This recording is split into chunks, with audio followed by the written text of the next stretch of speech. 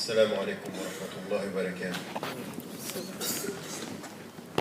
J'aimerais d'abord, au nom du comité scientifique et de ceux qui ont participé à tous les CIMEF, les 7 éditions, remercier infiniment d'abord le comité d'organisation sous la houlette de l'imam qui vient de présenter les travaux et tout le travail qui a été formulé et produit ici. Remerciez vous, professeur Nabaou, on se connaît depuis longtemps et c'est avec régularité que vous êtes présente et que vous participez à la réflexion, et vous, cher ambassadeur également, d'être là parmi nous et d'avoir soutenu ce travail. Nous avons toujours été dans notre travail avec le colloque international des musulmans francophones, toujours été soutenus par les autorités, et en même temps que nous avons été soutenus par les autorités, nous avons maintenu toujours et avec détermination la volonté de l'indépendance intellectuelle, de l'indépendance politique et de l'indépendance religieuse et financière. Ce qui est important aussi, c'est être capable de parler à tous et d'être soumis à part Dieu à personne. Et donc en l'occurrence, c'est une parole libre et c'est une parole qui doit l'être. Il a été dit et répété tout au long de nos préparatifs. Il a été dit et répété combien nous tenions à cela. Alors pour moi, c'est avec un plaisir particulier que je reviens ici officiellement, après une première visite que j'avais faite ici il y a plus de 30 ans. La première visite, c'était il y a 31 ans, où j'ai commencé à venir régulièrement au Sénégal, qui est un pays qui m'est cher, et une petite note particulière au moment où je prends la parole, pour saluer mon frère Babacar qui est là, et avec lequel j'ai pu travailler il y a 25 ans, et beaucoup d'autres que je retrouve dans la salle, avec beaucoup de fraternité, en n'ayant pas non plus, durant ces derniers mois, été épargné par des choses que je connaissais un peu en Europe, beaucoup moins en Afrique, qui est parfois la manipulation médiatique, quand on prend une chose que vous avez dite et qu'on lui fait dire exactement le contraire de ce que vous allez lui dire. La manipulation n'est pas simplement occidentale, elle est internationale et même africaine. Et on dit cela, il a été rappelé, au-delà des remerciements, que nous avons eu cette édition. Alors effectivement, nous avons commencé après le CIFRAM, qui était une ancienne tradition spécifiquement en Afrique, dans la sous-région. Nous avons commencé un travail de ce colloque international des musulmans dans l'espace francophone en 2000. Et j'aimerais, au moment où je prends la parole ici, rappeler à la mémoire de ceux qui ont participé notre frère Moussa Touré, rahimahullah, qui était de ceux qui avaient participé et qui nous a quittés il y a de cela quelques années. C'était très récent. Il n'est pas avec nous aujourd'hui. Il a été une des chevilles ouvrières avec tant d'autres. Et ça m'amène également à avoir une pensée pour le cher Fofana, qui devait être parmi nous et qui est aujourd'hui malade. Donc nos invocations pour lui et nos invocations pour toutes ses sœurs et tous ses frères qui ont accompagné ce travail et qui ne sont pas parmi nous. Au cours de ces différentes rencontres de la Côte d'Ivoire, au Bénin, au Niger, au Burkina Faso, au Togo, au Mali, puis aujourd'hui au Sénégal, nous avons abordé des thèmes qui étaient importants. L'articularité, et ça je tiens beaucoup à le dire, il n'a jamais été question pour le CIMEF de niveler les problèmes et de penser que nous avions tous les mêmes problèmes.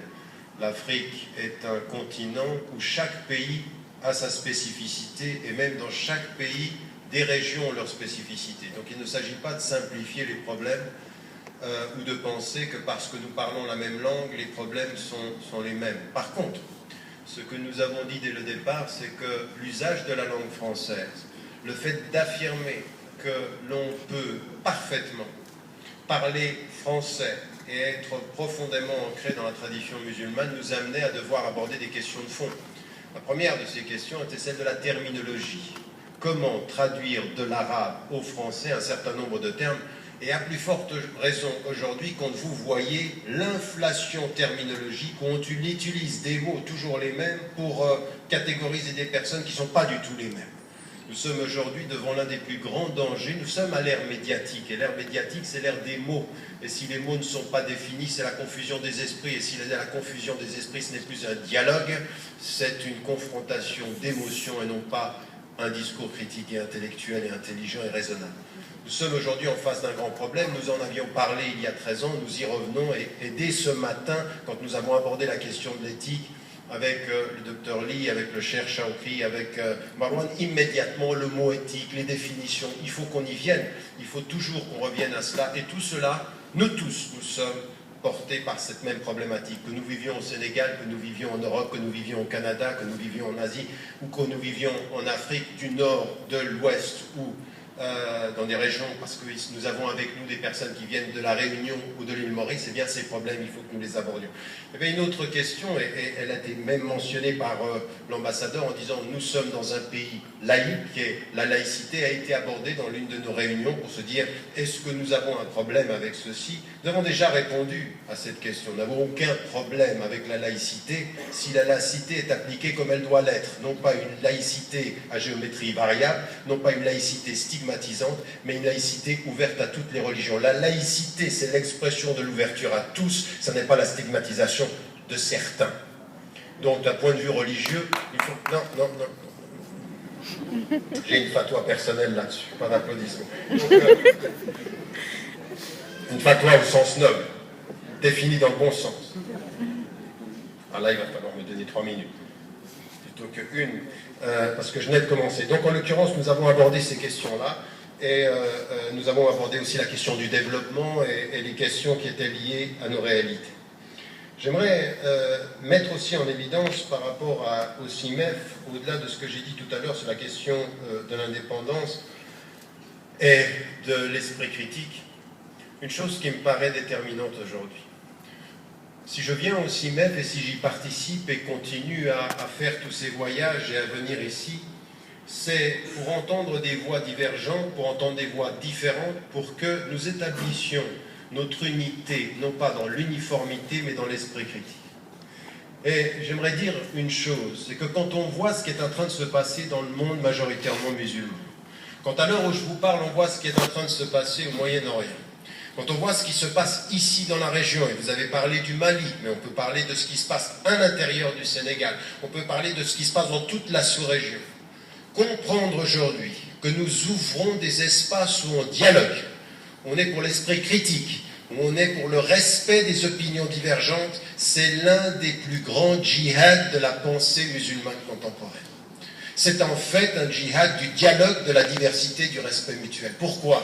Parce que ce qui est en train de se passer sous nos yeux, c'est une formidable pression interne et externe pour nous pousser à la division, à la déstabilisation et au conflit interne. Aujourd'hui, dire que nous refusons ces conflits, que nous refusons les débats internes, que nous refusons la scission sunnite-chiite, et à l'intérieur des sunnites, ceux qui seraient soufis, ceux qui seraient traditionalistes, ceux qui seraient conservateurs, dire aujourd'hui que nous avons besoin de dialogue interne, c'est la plus grande résistance à ce que nous sommes en train de faire de nous-mêmes et dont nous sommes les premiers responsables. Les musulmanes et les musulmans sont les premiers responsables de leur propre division et de leur incapacité à s'écouter, à s'entendre et à dialoguer. C'est pas l'Occident. L'Occident n'est fort que de nos faiblesses. Il ne nous divise que parce que nous sommes divisables et il nous colonise que parce que nous sommes colonisables. Donc à partir d'un certain moment, dire au CIMEF que c'est l'espace du débat, c'est une formidable résistance. Ça, c'est un djihad. Et c'est un djihad qui est un djihad pour la paix. C'est un djihad pour la paix qui est basé sur la diversité, qui est basé sur l'écoute, qui est basé sur le respect de la diversité des opinions. Et le wasatiyya, comme il a été dit, le juste milieu n'est absolument pas un milieu ou un juste milieu où il n'y a pas d'opinions divergentes. Non, c'est un milieu ou un espace de juste milieu où on s'écoute, où on accepte les divergences d'opinion, et ceci, il faut le faire et il faut s'y engager. Ça m'amène à dire une chose. Dans le débat dans les débats qui seront les nôtres, nous allons parler de l'éthique, de la gouvernance et de la paix. Et aujourd'hui, souvent on nous présente la paix comme un de ces mots qui va être un mot qui va mettre d'accord tout le monde. Bien, je vais vous dire une chose, aujourd'hui nous sommes dans une formidable entreprise de radicalisation. Nous sommes dans une entreprise où on pousse certains à se radicaliser dans leurs pensées religieuses, dans leur perception des choses. Émotionnellement, on se radicalise, c'est nous. Il a été dit ceci ce matin. Mon ethnie, mon appartenance, moi, un enfermement intellectuel. On se radicalise dans nos positions religieuses. Aujourd'hui, ce que je disais en termes de résistance, c'est que ce que nous avons à faire, c'est de nous positionner dans une volonté de paix et de pacification. Et ça veut dire quoi? Ça veut dire qu'aujourd'hui, ceux qui sont porteurs de paix dans le discours et qui acceptent la paix dans le discours critique doivent être dangereux. C'est les plus dangereux. En fait, contrairement à ce que vous croyez, les plus radicalisés ne sont pas dangereux. Les plus radicalisés, ils sont instrumentalisables. On peut les pousser, et on les pousse à travers le monde. Et on les pousse de l'intérieur parce que c'est facile de radicaliser avec l'émotion. Mais par contre, éduquer à penser, éduquer à la pacification du cœur, de soi. Parce que la gouvernance, elle n'est pas uniquement collective, la gouvernance personnelle. C'est-à-dire la maîtrise de soi. Un homme de paix peut être un homme dangereux. Vous voulez un exemple? Prenez toute l'histoire et toutes les tendances confondues. Il faut que nous apprenions à être au nom de la paix des gens qui sont dangereux pour tous ceux qui veulent la guerre, pour tous ceux qui veulent la division. Socrate appelait à la paix, on l'a condamné à mort. Jésus appelait à la paix, on l'a condamné. Vous regardez toutes les traditions, vous voulez plus proche de nous? Gandhi, que tout le monde célèbre dans la paix, a été assassiné. Martin Luther King, qui appelait à la paix, assassiné. Malcolm X, les 2 dernières années de sa vie, appelle à la paix, assassiné.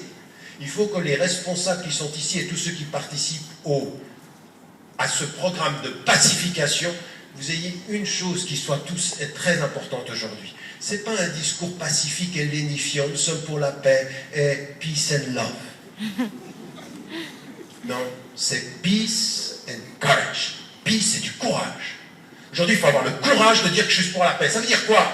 Ça veut dire que quand on entre dans la paix, dans le discours critique, il faut aujourd'hui interpeller tous les pouvoirs. Parce qu'aujourd'hui, si je dis que je suis pour la paix dans mon pays d'origine, en Égypte, il faut avoir du courage. Ah oui, il faut avoir du courage. Parce que ce qu'on vient de voir, ce à quoi on est en train d'assister, est grave ici. Et je le dis sans tourner autour du pot, devant un coup d'État où des militaires prennent le pouvoir, dire je suis pour la paix, ça veut dire contre vous, il faut avoir ce courage. Il faut l'avoir en Syrie, il faut même l'avoir ici. Et ça voudra dire quoi cette paix? Ça veut dire qu'il faut se poser la question des conditions de la paix. Moi je ne veux pas participer à un colloque où au nom de la paix on donne l'impression qu'on va dire le propos courant, le propos qui met tout le monde d'accord à la surface mais personne d'accord sur le fond. Le discours de la paix, c'est un discours sur le fond. Ça veut dire quoi? Pas de paix dans un pays s'il y a de la corruption. Il n'y en a pas de paix dans un pays où il y a de la corruption. Il n'y a pas de paix dans un pays à long terme si on ne travaille pas à la transparence et à la bonne gouvernance. C'est-à-dire la bonne gouvernance, si tu es élu, tu rends compte, quel que soit ton titre. Tu es président, tu es premier ministre, tu es ministre, tu es ce que tu veux en fonction, mais tu restes un homme et tu rends des comptes devant l'humanité en termes d'éthique. Donc il faut de ce point de vue que nous ayons ce courage, que nous portions cette voie-là, et ça veut dire aussi d'avoir le courage de parler de cette corruption, de parler de la pauvreté dans le pays. On vient dans un pays où il y a beaucoup de pauvreté encore. Le Sénégal n'est absolument pas protégé de la paupérisation, il faut en parler, d'un processus éducatif qui doit être réformé. Vous avez beaucoup dans ce pays, et ici à l'université, de grève parce que le système doit être réformé. Ça va de l'université à l'école primaire. Il faut qu'en Afrique, on se réveille et qu'on se prenne en charge en termes d'éducation. Et le dernier élément sur lequel j'aimerais beaucoup insister, c'est qu'il faut aussi, on est dans le colloque international des musulmans dans l'espace francophone, que nous ayons une parole pacifique, non violente, de refus de l'instrumentalisation du religieux dans un sens ou dans un autre. C'est-à-dire utiliser la religion pour se faire de l'argent, pour se faire un nom, pour présenter à son peuple le fait qu'on protège la religion, quand surtout on protège son porte-monnaie. Eh bien, il faut de ce point de vue-là que nous ayons le courage de le dire. En d'autres termes, le djihad pour la paix, c'est le djihad des femmes et des hommes courageux. Pas des gens qui sont assis et qui disent « nous sommes pour la paix », vous savez, parce qu'on nous pousse à ça aujourd'hui. Radicalisation d'un côté, et des jeunes se radicalisent, et de l'autre côté, tous ceux qui veulent surtout pas être des radicaux disent « vous savez, on est gentils ». Donc le colloque des musulmans gentils, non. Mais le colloque des musulmans clairs, précis et courageux, alors là, on pourra avoir un avenir. Soyons courageux, soyons pacifiques, et notre éthique, c'est la paix, avec le courage et avec l'honnêteté. Wassalamu alaikum wa rahmatullah.